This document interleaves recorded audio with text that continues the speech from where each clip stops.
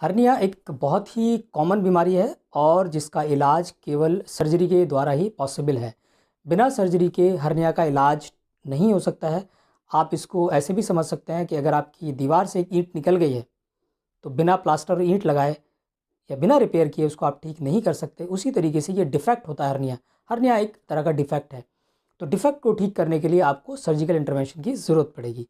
अब आपने हर्निया का इलाज करा लिया, आपने सर्जरी भी करा ली, तो अक्सर बहुत सारे मरीज़ों को हर्निया की सर्जरी के बाद कुछ कॉम्प्लिकेशंस डेवलप हो जाते हैं और बहुत सारे मरीज़ इन कॉम्प्लिकेशंस को इग्नोर कर जाते हैं, जिसकी वजह से ये एक बहुत बड़ी बीमारी का रूप ले लेते हैं। इसके कारण बहुत बार मरीज़ की जान जाने का ख़तरा भी रहता है। तो दोस्तों, इस वीडियो में आज हम बात करने वाले हैं उन्हीं कॉम्प्लिकेशंस की कि वो कौन कौन से कॉम्प्लिकेशंस होते हैं और कैसे आप इन कॉम्प्लिकेशंस को पहचान सकते हैं, जिससे आप समय रहते सही समय पे एक डिसीज़न ले लें, डॉक्टर से बात कर लें और इस बीमारी को आगे फर्दर कॉम्प्लिकेट होने से बचा सकें। तो आइए शुरुआत करते हैं उन कॉमन लक्षणों के बारे में जो जनरली सर्जरीज़ के बाद कुछ मरीज़ों में आ जाते हैं। तो पहले हम लक्षणों की बात कर लेते हैं और फिर बात करते हैं कि एक्चुअल में ये कॉम्प्लिकेशंस क्या-क्या होते हैं। तो अगर आपको इनमें से कोई भी लक्षण आने लगे, तो मान के चलिए कि शायद आपको कॉम्प्लिकेशंस होने वाले हैं।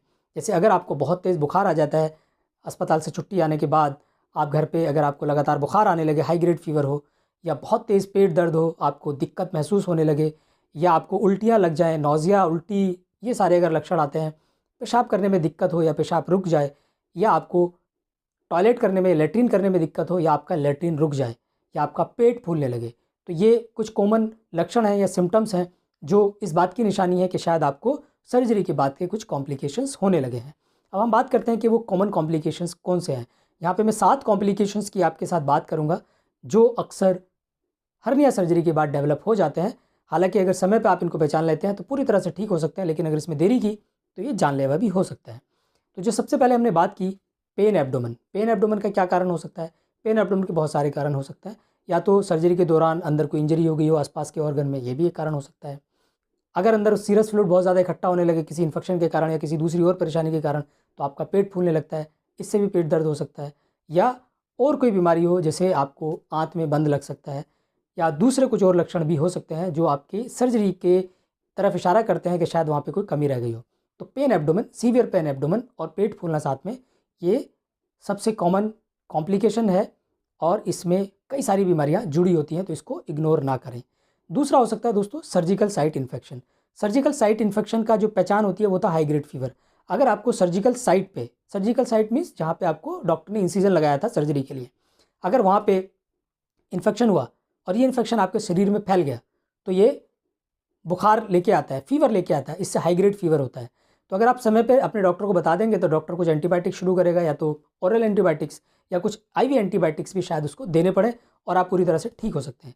लेकिन अगर समय पे इसका इलाज नहीं किया गया तो बॉडी के अंदर सेप्टिसीमिया हो सकता है और उसके बाद ऑर्गन फेलियर भी हो सकते हैं और जो एक ख़तरनाक रूप ले सकता है। तो अगर फीवर होता है अक्सर सर्जरी के बाद, तो इसको इग्नोर ना किया जाए। उसके बाद का जो एक लक्षण आता है दोस्तों, वो होता है जो मैश लगता है अक्सर जब हर्निया की सर्जरीज़ होती हैं। तो अगर वो मैश अगर चिपक जाता है आपके किसी ऑर्गन के साथ, एडजेसेंट ऑर्गन से अगर ये मैश चिपक जाता है, तो वहाँ पे एडिशन्स बन जाते हैं, तो जिसकी वजह से वहाँ पे इन्फ्लेमेशन होता है और कुछ दूसरे कॉम्प्लिकेशंस भी हो सकते हैं।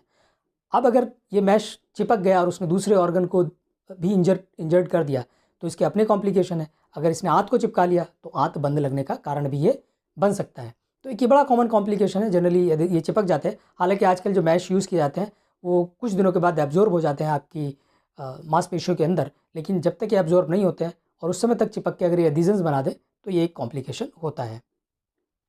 उसके अलावा इंटेस्टाइनल ऑब्स्ट्रक्शन काफ़ी देखा गया है। अब इंटेस्टाइनल ऑब्स्ट्रक्शन मतलब आँत के अंदर बंद लगना, तो अगर वो एडहेजन्स हो जाते हैं या कोई और कारण भी हो सकता है, जो सर्जरी के बाद अगर कुछ कॉम्प्लिकेशंस हो, तो उसमें मरीज़ का पेट फूलने लगता है, मरीज़ को गैस पास नहीं होती है, मरीज़ लैट्रिन नहीं कर पाता है या मरीज़ को उल्टी आने लगती है।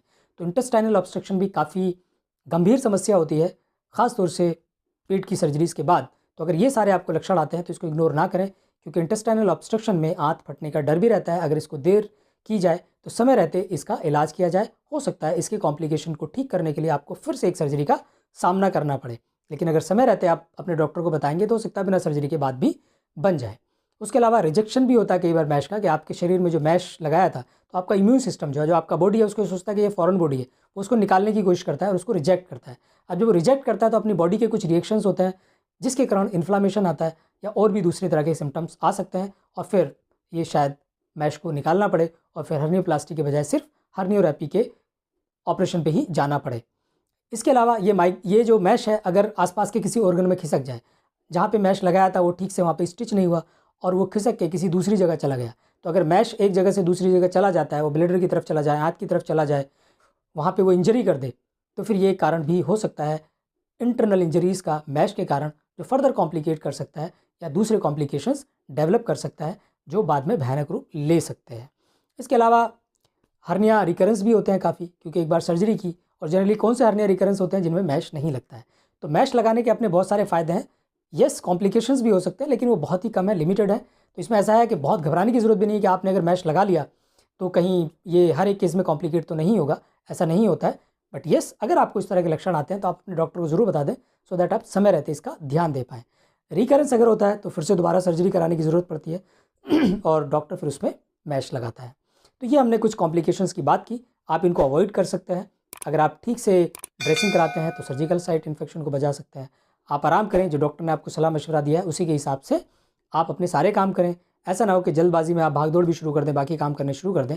आपको सर्जरी के बाद कम से कम 2-3 हफ्ते तो आराम करने की ज़रूरत होती है। तो अगर दोस्तों आपको ये इन्फॉर्मेशन अच्छी लगी हो, ये वीडियो पसंद आया हो, तो इसको लाइक ज़रूर कर लें, शेयर कर लें और चैनल को सब्सक्राइब करना ना भूलें। Thank you.